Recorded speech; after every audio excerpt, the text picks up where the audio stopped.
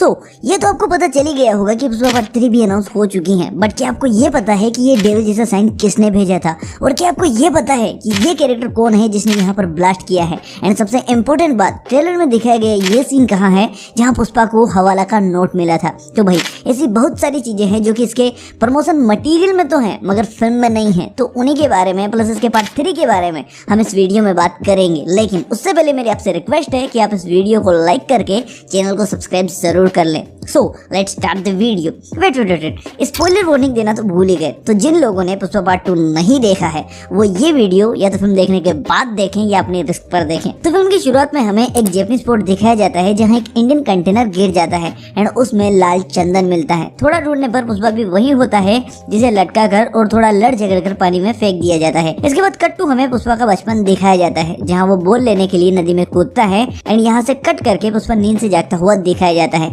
And यहाँ पर हमें पता चलता है कि ये जैपनीज पोर्ट वाला एंगल सिर्फ एक सपना था और कुछ नहीं। बट यहाँ पर नोटिस करने वाली बात ये है कि डायरेक्टर हमें ऐसा सीन क्यों दिखाएंगे, मतलब कुछ तो वजह रही होगी जो उन्होंने ये सीन मूवी के शुरू में डाला। बाकी अगर आपको याद है और आपने अगर फिल्म ध्यान से देखी है तो ये सीन जिसमें पुष्पा को ये जैपनीज बंदा हवाला का नोट देता है ये इस पूरी फिल्म में हमें कहीं देखने को नहीं मिलता। मगर क्यों? और सिर्फ ये सीन ही नहीं, जोली रेड्डी वाला ये सीन जिसमें वो किसी पर गन ताने हुए है और पुष्पा का ये पीले कोट में बाहर आने वाला सीन, कोई भी सीन मूवी में नहीं है। ऊपर से इसका थर्ड पार्ट भी पुष्पा द रैम्पेज नाम से अनाउंस हो चुका है। तो मेरी जान, इसका मतलब है कि ये जो सीन्स जो ट्रेलर में थे मगर मूवी में नहीं है, तो भाई ये सीन्स पार्ट 3 के थे और आई थिंक इसके तीसरे पार्ट की भी काफी सारी शूटिंग हो चुकी है। बाकी अगर हम इसके एंडिंग सीन्स की बात करें तो पूरा मुलेठी परिवार एक हो जाता है और इसके जस्ट ऑपोजिट वीर प्रताप की फैमिली के 2 मेंबर्स गायब हो जाते हैं। मगर नोटिस करने वाली बात ये है कि यहाँ पर 2 गुलदस्ते हमें देखने को मिलते हैं, पहला वीर प्रताप के घर और दूसरा मुलेठी परिवार की शादी में। एंड दोनों पर से मोस्टर का लोगो हमें देखने को मिलता है। एंड इसके बाद ये कैरेक्टर जिसके पीछे भी ये वही लोगो है जो कि इस गुलदस्ते में है, तो ये यहाँ पर बटन दबाकर ब्लास्ट करता है। एंड नेक्स्ट प्रोबेबली ये ब्लास्ट पुष्पा फैमिली की शादी में हो सकता है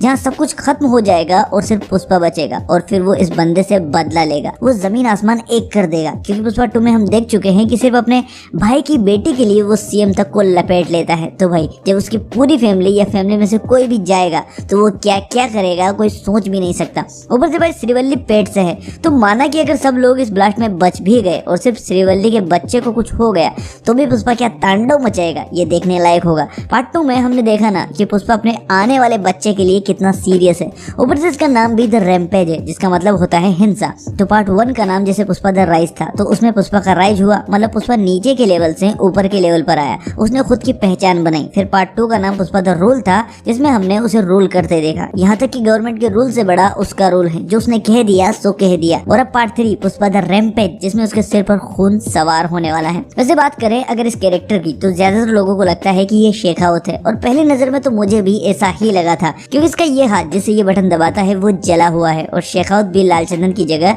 शेंड्रा पकड़ने के बाद खुद ही उसे जलाता है ताकि उसकी बेइज्जती न हो, और इस बीच वो खुद भी जलने की बात करता है ताकि लोगों को शक न हो कि उसने ही ये आग लगाई है। तो आई थिंक उस आग में शेखावत थोड़ा बहुत जल गया होगा और उसी के बाद का ये सीन है। तो भाई इस पर्सपेक्टिव से तो ये शेखावत ही है, लेकिन अगर हम वीर प्रताप की बात पर ध्यान दें तो भाई ये शायद कोई और नया कैरेक्टर हो सकता है जो कि इसके पार्ट 3 द रैम्पेज में मेन विलन का कैरेक्टर प्ले कर सकता है। तो मूवी के लास्ट में जब सारे पुष्पा के दुश्मन यहाँ पर इकट्ठे होते हैं जैसे जोली रेड्डी, श्रीनु, तब वीर प्रताप कहता है कि यहाँ पर सब तो आ गए मगर वो नहीं आया जिसे आना चाहिए था। एंड फिर एक बंदा कहता है कि उन्होंने अपना गिफ्ट भेजा है और यहाँ हमें ये लोगो दिखाई देता है जो कि इस बंदे के पीछे है। तो भाई डेफिनेटली ये गिफ्ट इसी बंदे ने भेजा है मगर ये शेखावत नहीं है, क्योंकि अगर ये शेखावत होता तो वीर प्रताप ये क्यों कहता कि वो नहीं आया जिसे आना चाहिए था। अब भाई वीर प्रताप की बातों से तो लगता है कि वो इन दोनों के किसी रिलेटिव या रिश्तेदार की ही बात कर रहा है जो कि इनकी मौत पर भी नहीं आया मगर उसे आना चाहिए था, भले ही ये बाकी लोग न आते। तो भाई डेफिनेटली ये बंदा शेखावत नहीं है बल्कि कोई और ही कैरेक्टर है। शेखावत तो मे भी इसी आग में मर चुका है जो उसने खुद ही लगाई थी।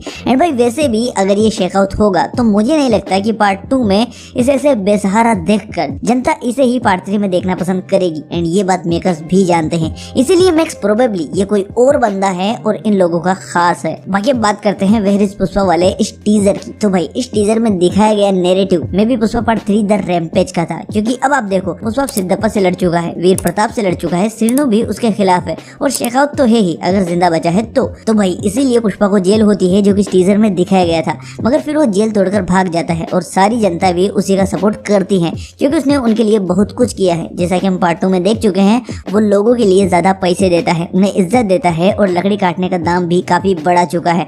हर तरफ हर कोई उसी का फैन है। तो भाई ये टीजर आप मानो या न मानो, लेकिन पार्ट 3 का ही नैरेटिव है, जहाँ इसके पार्ट 3 की कहानी कुछ ऐसे घूमेगी।